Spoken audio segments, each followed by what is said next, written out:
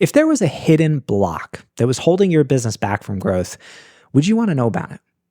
It sounds like an obvious question. I think the answer is probably yes for most people. Most entrepreneurs spend a lot of their time trying to figure out what those blocks are so that they can actually get past them. But here's the truth.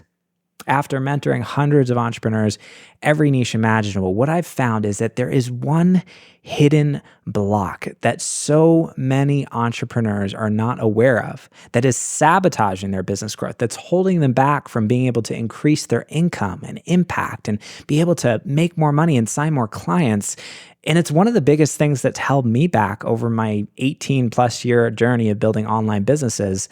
I want to share with you in this episode today what that block is, how it shows up in your business, and how you can actually overcome this. Because once you move past this, this is one of the biggest keys that I see that separates entrepreneurs who get stuck at a certain level of income. They're not able to get past that certain point in their business. Maybe they're feeling frustrated or overwhelmed, or they just hit a certain level and then they end up just kind of getting stuck, versus the people who are able to scale to the next level effortlessly and move through the process so much more easily than the person who is just kind of at that bottleneck and cap in their business.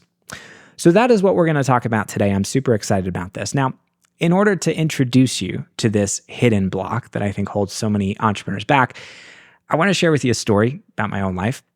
Because the truth is, when I look back at my childhood, so many of these blocks that come up in our lives, they start with childhood, right? Yeah, I grew up in a family who actually I didn't realize how wealthy we were until later on, but we always had enough. And I didn't know that we were wealthy because we lived in a neighborhood where everybody else was wealthy too.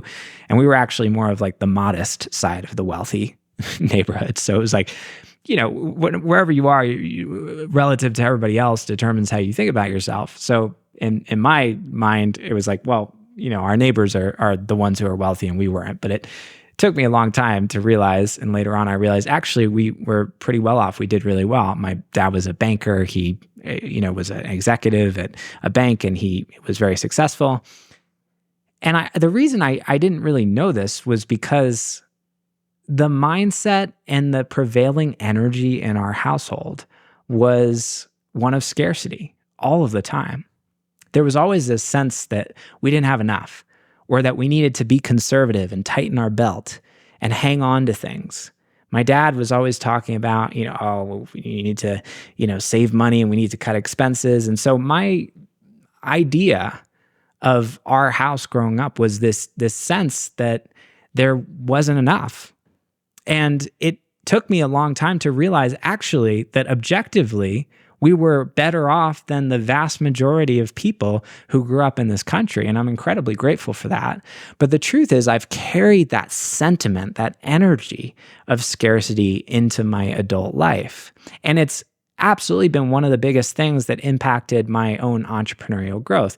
And I'm not blaming my family or my parents. I think they did the best that they could. And oftentimes these beliefs, these ideas are carried with us through generations. There's things that we get from our parents, from their parents. They're things that get passed down through lineage. But the truth is, when I look at the journey that I've had through entrepreneurship, and I think about what's really held me back, and also the work that I've had to do to really unlock that next level of growth, the number one thing that has gotten in the way of growth in my business, and the number one thing that I've had to address and work through in order to grow, has been this belief around scarcity.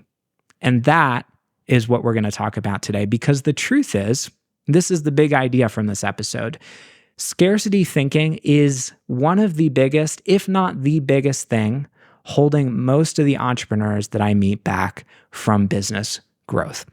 It's such a common mentality, such a common set of beliefs that generally get passed down. It's in our culture. It's what we were surrounded by growing up. And the core belief of scarcity is basically that there isn't enough. It's a belief rooted in fear, right? It's a belief that says we're not going to get our needs met, or there isn't enough out there, or I'm afraid that there isn't going to be enough. It's a belief in lack. And this belief carried unconsciously into your business is one of the number one, if not the number one things that I see that actually sabotages entrepreneurs' growth. And you could look all day at strategy, and I spend a lot of time helping folks inside our various programs addressing the strategy and trying to figure out, okay, the external side of business growth. How do we lock in the right marketing plan? How do we make sure we got the right sales process, the right niche or the offer? But the truth is, this is the thing that's underneath all of that. And if you don't have the right mindset, if you don't carry that mindset into all of those external aspects of your business, it doesn't matter. You're not going to be successful. So we look at two entrepreneurs, and one entrepreneur has a belief in abundance that says, oh, there's more than enough. I live in a world where my needs are always taken care of, and I'm always taken care of because I live in a world where there isn't lack. Even when there's the perception of lack, that isn't actually the fundamental reality of what actually exists. And that person can be wildly successful. And then there's the other person who has all the same external things, the same niche, the same offer, the same marketing, but they show up in this scarcity and lack-based energy that actually sabotages the whole business. So this is the thing. And honestly, so much business growth, I would say 90+% of it really comes down to the internal side of things. It's the mindset. So talking about scarcity, you might be listening to this and you're like, Jason, okay, I kind of get this. Like this whole idea of scarcity versus abundance, it's not like a brand new concept to me. But the truth is, as I've gone deeper with this work in my own entrepreneurial journey, I've seen that scarcity thinking has all these little insidious ways of making its way into your mindset and into various aspects of your business. So even if you may think that you're aware or conscious of how this pattern of thinking might be showing up, or maybe you feel like you have a good handle on this, or this isn't a problem for you, I can almost guarantee that there are areas in your business where this is making an impact that you might not be conscious of today. So I want to talk about a couple of these areas and share with you some of the common places that scarcity thinking tends to show up in a business from the entrepreneurs that I've had the great privilege of mentoring and working with. The first, this is a big one, is scarcity around making investments. This is probably one of the biggest things that I've struggled with on my journey. This idea of scarcity as applied to making investments either in yourself through mentorship, through coaching, or through investing back into the business, through hiring team, or through ad spend. There are all these different ways that scarcity thinking gets filtered in to the way that we think about investments in terms of a business. Here's the truth. The fastest way to grow a business is to invest in the business, and probably an even better way to grow the business is to invest in yourself. And most people I meet, including myself, by the way, this has been really like a massive journey of growth for me. When I first started running businesses, the idea of investing anything into myself, into programs, into mentors to help me was crazy to me. I had this like proud DIY mindset, this mindset that said, oh, I'm going to figure things out. I'm smart. I'm resourceful. I can go out online and research and come up with solutions to problems. And I was able to create a certain level of success. But I remember, back in 2016 when I was running this coaching business online, helping musicians learn how to record their own music, my first 6-figure coaching business, and really my first real, tangible, official online business. I had a good friend of mine who I connected with. His name was Rob, and he was running a very similar business to me. He was also helping musicians doing this business online, and we were both at around the same level. We were making like, $5,000 to $10,000 a month. We were doing okay. And every week we would meet and we would mastermind together, and we'd share tips and strategies and things that were helpful. And one day I remember we got on the phone and he said, Jason, I just decided to invest $30,000 into hiring my first business mentor. And I literally like threw up in my mouth a little bit. I was like, $30,000? Are you nuts, man? Are you crazy? What a dumb decision. That was my mindset at that time. I was like, I cannot imagine investing that kind of money into hiring a mentor.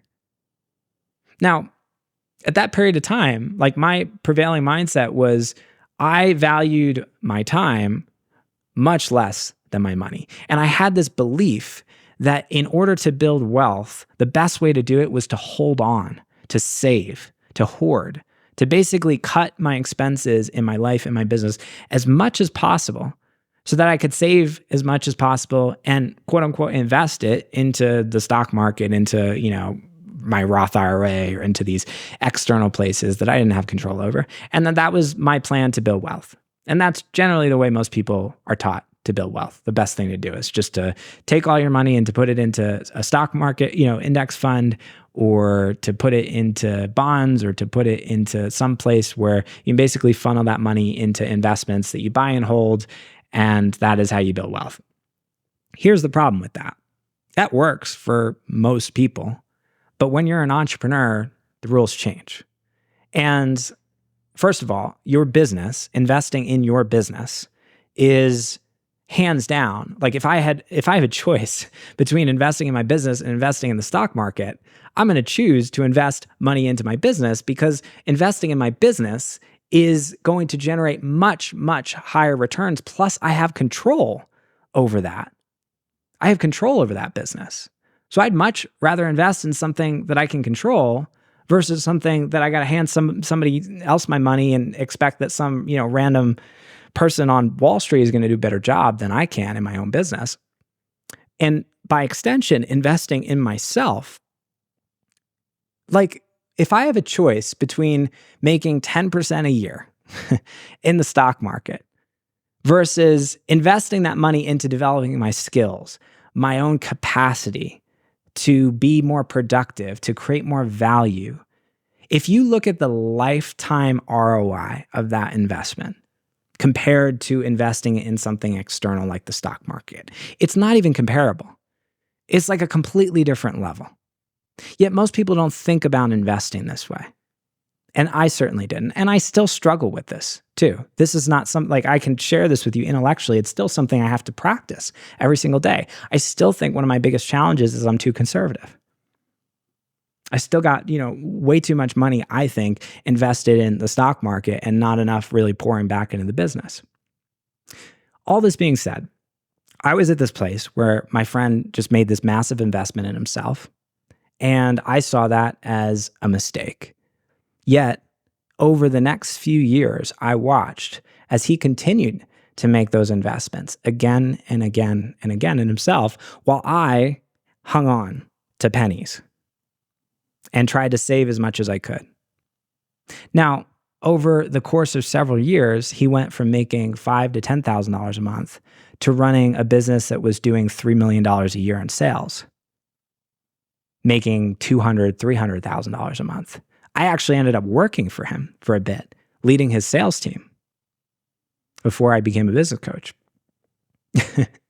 And through watching him and realizing like I was on the same path that I was on, I was still making around the same amount of money. And then watching him grow, realizing, oh my God, here's somebody who's really investing in themselves. And here's the impact of that. It started challenging some of these beliefs that I had around investing. And this idea underneath it, going back to everything that we've been talking about in this episode so far, is this belief that there wasn't enough money, so I had to hold on to everything that I made. I couldn't let it go. I couldn't release it. I couldn't flow it into investments that would allow me to essentially multiply my money, or I had to put that money away into savings or, safe quote unquote investments. So this really challenged my thinking and this belief around investing in myself.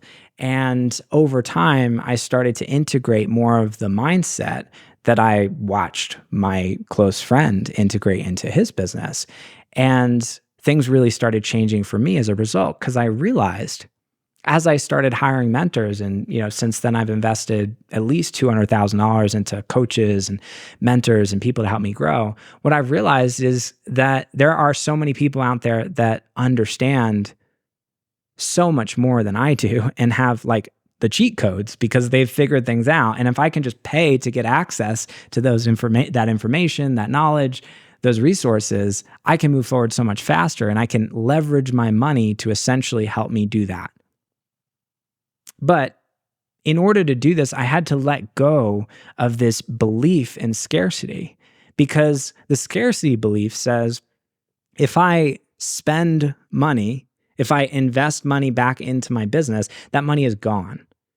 There's so much of a focus on the letting go that, and this is a big mindset block that I see with a lot of people like I talk to on sales calls, where it's like, I'll share the investment for our program. And the way their mind thinks is like, oh my God, that sounds like a lot of money. They don't think about the return on that investment. They don't think about what's going to happen over the next 3 years or 5 years or 10 years as a result of investing that money. What they think about is, I'm letting go of this money. So it's a belief that letting go of money is essentially just releasing it into the ether and it's not going to come back. That's a scarcity belief. And so that leads us to feel like we need to hoard and conserve and to hold on. And that is one of the biggest things that holds entrepreneurs back from growth. Because in order to grow, you got to invest. You got to invest in yourself. And of course, look, you're listening to this, I'm biased. I'm a business coach. But I wouldn't tell you to do what I'm not doing myself. There's a reason I hire mentors. There's a reason I've invested hundreds of thousands of dollars into coaches and people to help me grow. There's no way I would be able to figure out how to, grow a business that's now doing over $500,000 a year in sales without that guidance. I'm not a genius. Actually, one of the biggest shifts for me was realizing that I wasn't as smart as I thought I was. And rather than looking at myself as like the person who had to come up with all the answers to everything, realizing I could tap into these great people who knew so much more than I did and who had areas of expertise that I could leverage through my capital to be able to help me grow. Same thing with ad spend. We invest right now tens of thousands of dollars every single month into ads. And I know that on average in our business, every dollar we invest in ads, we get $3 back. But if I was looking at that investment and saying, oh my God, tens of thousands of dollars a month on ads, that sounds crazy. If I was just looking at that as a cost, I was like, well, why don't I just hang on to my money? Why don't I just invest that money into the stock market where it can make 10% a year instead of investing it into ads where it can make 300%? That's how most entrepreneurs think. They're too conservative. Their focus is like, how do we just pull out as much money from the business as much as possible so that we can actually like just save the money, versus looking at the business as their best investment vehicle and themselves as even better than that. I'd say if I have a choice where my money goes, and I'm, as I'm sharing this with you, I have to be honest with you, I'm looking at my life and I'm seeing areas where I'm not fully practicing this. So I want to be real with you that this is something that I'm working on too. But if I have like a hierarchy of where's the best place to put your money, number one, it's in you. If you can invest in courses, mentors, people who can help you grow, who can help you develop new skills, that's the best place to put your money. Because if you can become more valuable, if you can expand and grow, that's going to impact every single choice that you make, every single thing that you do in your business for the rest of your life. So investing in you, number one, investing back in the business, number two, particularly in things like audience growth, team to help you better leverage your time. And then number three would be external investments, things like the stock market or, bonds or real estate, things that you don't directly have control over. Most people reverse. They go straight to the external investments. And again, a lot of this is rooted in scarcity. So seeing things as costs versus investments, this more DIY mindset. Also, this is another thing that comes up a lot for folks, like on sales calls I'll talk to, where it's like you share the investment and the first thing people will say is, I can't afford it. Is this block that like flips in our mind that is like, if there's a number that we don't have in our bank account right now, that means we can't afford it. And we block ourselves off from the creativity of just asking ourselves like, well, how can we make this work? This is something that I really want. Or if I'm choosing not to invest in something, then it's an empowered choice. I can just say, hey, this isn't a priority for me right now. So sometimes this scarcity belief will filter into how you think about investments, what opportunities are even available to you. But the best entrepreneurs that I meet are the ones who are the most resourceful. They're the ones who, rather than letting that scarcity belief come in and run the show, they're the ones who are creative and they say, okay, well, if I really want to do this, how can I get creative and figure out how to make this work? Because I know there's always the possibility for me to tap into and create more money. Because as an entrepreneur, that's what I do. I create money. So scarcity thinking around investments, you might, as you're hearing this might be a little triggering to you, and if it is, good. I think that's a good thing. Whenever we're triggered, it's like there's an opportunity there. I find in myself, whenever I get triggered, whenever I hear something from someone that's like, I resist it initially, there's usually some way in which that trigger is showing me that there's some part of myself that is fixed or rigid, or some unquestioned belief that's underneath the surface that's keeping me stuck. So if you're feeling triggered right now, that's good. It's a good thing. Asking yourself, do any of these mindsets show up in my life, how I think about investments in myself or my business? Where might scarcity thinking be underneath some of these patterns of thought that might be holding me back and keeping me stuck? Hey friend, hope you're enjoying this episode of the podcast. And before we get back to it, if you're an established online business owner who's serious about unlocking your next level of income and impact and growth in your business, I want you to watch my free $1 Million online business training, where I walk through a 4-step roadmap I've personally used to sell well over $1 million of coaching, consulting, and courses online. It's going to make the journey of growing your business so much easier. I want to give this to you for free. All you got to do to access it is go to jasonmoss.com/growth. That's jasonmoss.com/GROWTH to get free access to this training right now. Now back to the episode. So that's the first area that I often see scarcity thinking showing up in a business around investments. The second, and this is a big one too, is scarcity thinking around your marketing. So there are a couple of areas where this often shows up for entrepreneurs. The first is this mindset of I'm afraid to narrow my focus, narrow my niche, really serve the specific people that I actually want to help, because I'm afraid there aren't going to be enough of them out there.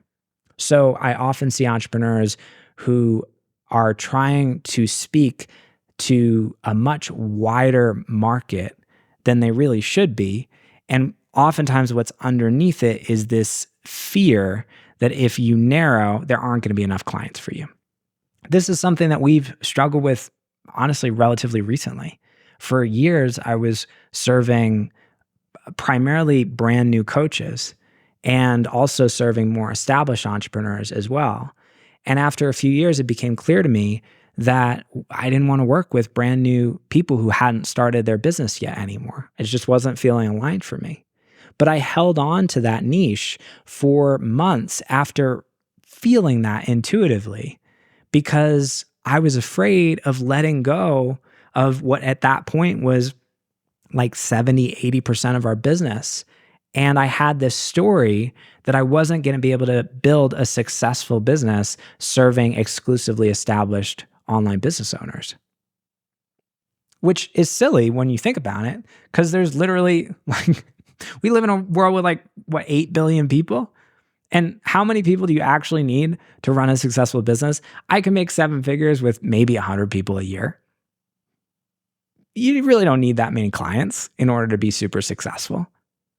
And yet, so many of us, the thing that's holding us back from choosing to work with the people we really want to, choosing to narrow our focus so we can become more attractive to those people, is this belief that there aren't enough of them. So I see so many entrepreneurs out there who are just trying to speak to everyone. And as a result, their messaging does not have the potency and the impact that it would if they were really narrowing their focus. As a result, paradoxically, they end up attracting less clients. This is what's funny about this. The belief in scarcity actually ends up creating the reality of scarcity. What's so fascinating about the human experience, whatever you believe, you will experience. So the people out there who are trying to appeal to everyone because they're afraid there aren't enough people out there for them actually end up creating that in their experience, because they show up in a way that's so broad and so generic and so watered down that they don't form a deep enough connection with anyone out there. So who would you work with if you weren't afraid that there wasn't going to be enough. What would your niche be if you had $10 million, $20 million, $50 million, whatever the number is in the bank that you would never have to worry about money again for the rest of your life? This is a very powerful question, by the way. This is something I try to ask myself all the time. If I had $10 million in the bank, what would I do? If I had $10 million in the bank, who would I serve? It's a question that's designed to get you out of scarcity. So that's a super useful, simple hack that I think hopefully will be valuable for you on your journey. Oftentimes, what happens as a result is you narrow your focus, your messaging becomes much more specific. You're not afraid to really call out those very specific people that you want to work with. And you become more magnetic and attractive to those people as a result. So broadening your niche, this is oftentimes a symptom of scarcity. Also watering down your message. We've talked about this a little bit, but sometimes, when I think about my own journey and how I was showing up initially when I first started marketing myself online compared to how I am today in my business, I was afraid of showing people who I really am because I knew that there were parts of my personality that would turn people off. I knew that there were certain beliefs I had. For example, being someone who's really spiritual and being someone who believes in God and being someone who feels very connected to that divine intelligence in my life and really uses that and taps into that on a daily basis to lead my life. I never shared that with people because I was afraid that if I shared that with you, you wouldn't want to work with me. And the truth is, maybe you're listening to that and you're like, this guy's weird. He's not for me. And that's great. But maybe you're listening to this and you're like, wow, Jason's like that too. Like I also have that belief. And so you feel more connected to me as a result. So here's the cool thing. The belief in scarcity, the belief of there aren't enough people out there that are ready to work with me. The way that manifests in a business oftentimes is watering your message down. It's making what you do so broad and how you show up so broad and generic and palatable. So you end up creating this surface level connection with everyone. Versus the person who is unapologetic and unafraid to be who they are. The person who shows you all those weird, quirky aspects of who they are, that's the person that you feel more magnetized to. And so you end up creating a scenario where if you've got 10 people in your audience, maybe 7 of them are like, this person's kind of nuts. But like 3 of them are like, wow, this person's incredible. Not only are they a business coach, they also believe in God and they have all these weird, quirky beliefs. And I also share some of those beliefs and I feel so much more connected to this person. And now this person's like my only. We create that moment for somebody else through sharing more of yourself where you start to become like a class of one to that person. Where you create that opportunity for that other person, the right person in your audience to go, you are my person. And when someone has that moment, price becomes secondary. It's not really that big of an issue. People will figure out how to make it work. They'll get creative. They'll pay 5 times as much to work with you as they will to work with some other person who does similar work just because they feel more connected to you. So all of this starts by not watering yourself down. And if we look at what causes people to water themselves down, 9 times out of 10, it's a belief in scarcity. It's, well, if I show people who I really am, then there aren't going to be enough people out there. Paradoxically, the more you show people who you are, the more you become a lighthouse to the right people, the easier it actually becomes to attract more of the clients you really want. As I've done this more and more in my business, the impact has been I've started signing more clients and it's become much easier to sign more clients. Oftentimes the people that we talk to today, they don't even need a sales call. They've been following me. They've been listening to my content. They feel connected to me because I've showed so much of who I am. These are the people who reach out, they apply to work with us, and I just send them like a Google Doc via text, and they're like, done, I'm ready to pay. Where do I sign up? Versus what I used to do is, I still do a lot of sales calls in my business today, but trying to talk to someone who just sees you as like a generic commodity, you got to drag them through your sales process. It takes so much heavy lifting to get them to sign up to work with you. You got to pull out all the stops and have all sorts of crazy offers and scarcity and all sorts of crazy things to just get them to sign up, versus the person who actually has a connection with you. So this is a big part of what success looks like in marketing, and it requires an abundance mindset. If you're caught in scarcity, if you believe there aren't enough people out there for you, if you believe that if you show people who you are, there aren't going to be enough who want to work with you, then all of this gets in the way of you being able to market and show up in a very powerful, compelling way that actually attracts the people that you really want. So scarcity around your marketing, very common. And these are a couple of areas that this might be showing up in your business. You might ask yourself right now, do I identify with any of the things that Jason just shared? Can I see any areas in my business where scarcity thinking might be filtering its way into how I'm showing up in my marketing? Third area that scarcity thinking often shows up, and there are many more, by the way. This is just 3 common areas I thought of. The third is how you see other people in your market and potential partnership opportunities. So when I started coaching back in 2016, I was running this business helping musicians. There was this other coach for musicians. He was running a similar business as mine. His name was Graham. And Graham, every year we had this big conference called NAMM. It was in Los Angeles or Anaheim. And it was this big music conference. Everyone used to fly out. And we would all get together. And one of the things I really appreciated about this guy, Graham, was he was always down to help me. And you could look on the surface and say, you guys are competitors. But I remember going out to dinner with him one night, and he spent the entire time just asking me about myself and asking me how he could help me. And he was the most generous person I had ever met in my niche. And not for 1 second did he see me as a quote unquote competitor, someone he needed to like hoard his industry secrets from. We were serving the same clients, but he had an abundance mindset around how he saw business. And so rather than seeing me as a quote unquote competitor, he saw me as an ally, as a friend, as someone who he could support, and that he had this mindset of rising tide lifts all boats, basically. Now, he was able to build a business that was doing, I think, multiple 7 figures, or at least over 7 figures. He's now running a different business that's doing multiple 7 figures. And it's no surprise to me because this is one of the most generous people I've ever met in my life.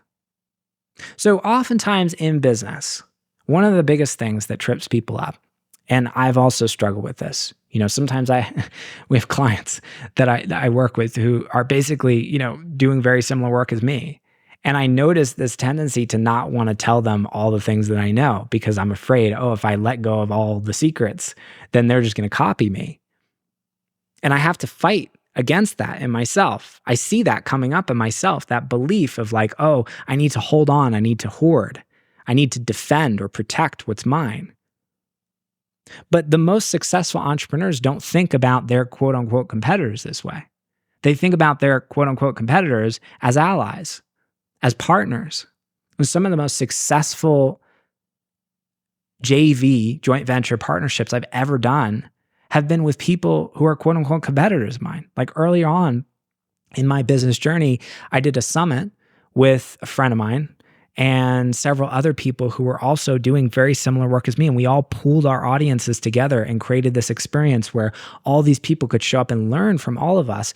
And it was one of the most profitable summits that I'd ever done up until that point in my business.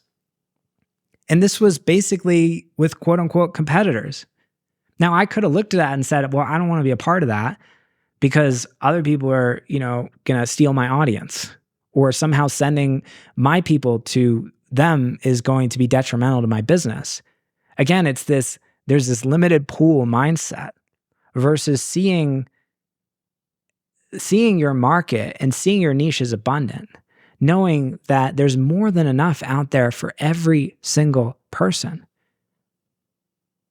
When you start to see partnerships this way, it changes the way you engage.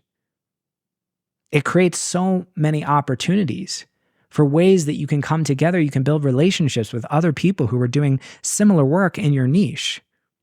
And you can actually multiply your success by doing this, by tapping into other audiences. But it requires an abundance mindset.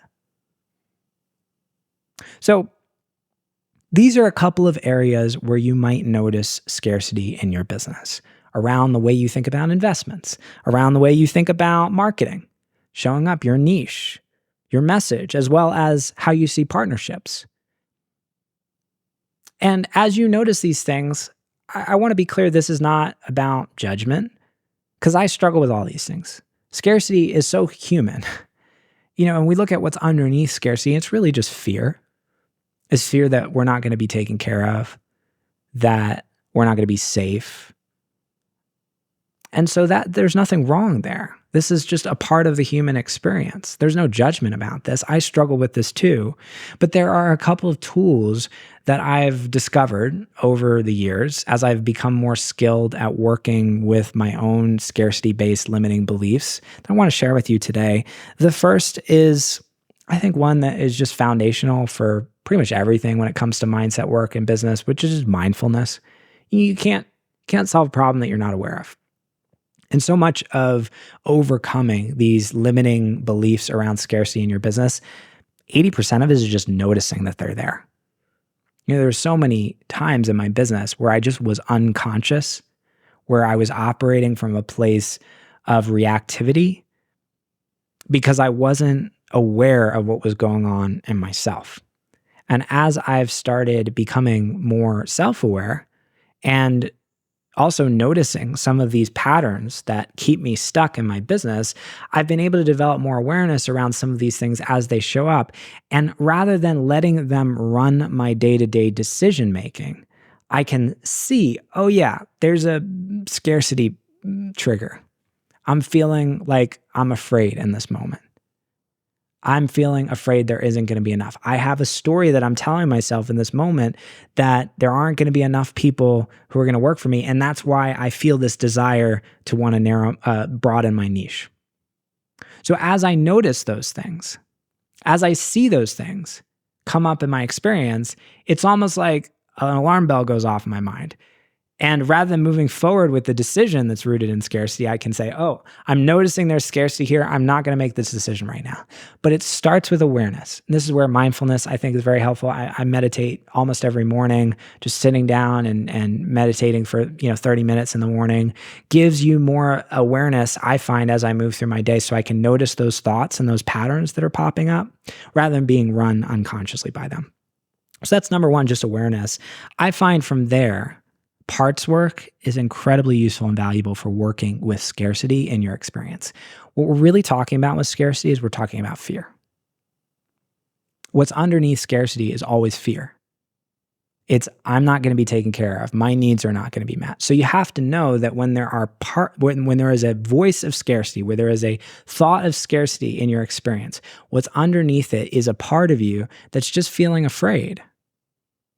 And so the move is, rather than trying to judge yourself for having the thought, it's actually coming to notice, oh, wow, there's a part of me that's feeling vulnerable and scared right now. Can I take a moment and just connect with that place in myself and just offer that place in myself a little bit of love? So for me, what this looks like is just putting my hand over my heart and just checking in with myself and saying, hey, like, you're feeling a little bit afraid right now. Like, tell me what's going on, and allowing that part that's feeling afraid to speak up and to say, hey, I'm feeling really scared right now. I'm worried we're not going to, meet expenses this month, and the overhead's too high. And what if we don't? And just let that part kind of run. And for me to just be a compassionate presence that can just hold space. And then to be able to offer and bring some love and some compassion to that part of myself. Just like, hey, I see you. I see that you're feeling afraid right now. I want you to know I got you. We're going to do this together. I'm right here. You can be right here at the table along for the ride. And I promise you, I'm going to take good care of you, and we got this. We're going to do this together. Just something as simple as that can help dismantle the fear that's underneath these thoughts of scarcity. And I find working with my experience in this way Trying to just bring that love and compassion to myself in those moments is one of the best tools I've found to get unstuck in moments where I find that scarcity really is running the show. Seeing it as fear. And just like you would comfort a child who's afraid of the dark, being able to bring that same sense of love to yourself is probably one of the best tools that I've found to be able to move past scarcity and back into a more resourceful, grounded, abundant state, which is our natural state when we're not in fear. And that brings us to number 3, which is that way of working with scarcity is more of like a bottom-up approach, which is more about tapping into the body and using the body and bringing love and compassion through the body to work through that scarcity thought. There's also the top-down approach, which is actually working with the thought itself. So you can take a thought like, I am afraid that there aren't going to be enough people out there to work with me if I narrow my niche. This is just an example of like a belief that you could say is a scarcity belief. And so many times we tell ourselves these stories, but we don't actually question whether or not they're even true. So I'm a big fan of Byron Katie. She has this framework she calls the work. I often use this with my coaching clients. It's 4 very simple questions you can ask yourself. I'm only going to go into the first question today, but you want to check her out. You can Google her. She's got some great books and resources to help you with this. But the first question you can ask yourself around any thought or belief that is unquestioned is it true? So I might just take a thought like that and I might open up my journal and I might write the thought down. Okay, I'm afraid there's not going to be enough people out there for me if I narrow my niche. And then I just ask myself the question, is it true? And I sit with that question. And I allow that question to percolate a little bit. And then, well, the answer is actually no. There's a lot of people out there in this niche that I'm wanting to narrow into. And I only need maybe a couple dozen clients a year to be able to meet, the income goals that I want. So actually, it's not true.